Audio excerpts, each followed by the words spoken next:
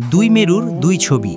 কোরআনের ভাষায় একদিকে আসহাবে ইয়ামিন অর্থাৎ ডানপন্থী, অন্যদিকে আসহাবে শিমাল অর্থাৎ বামপন্থী।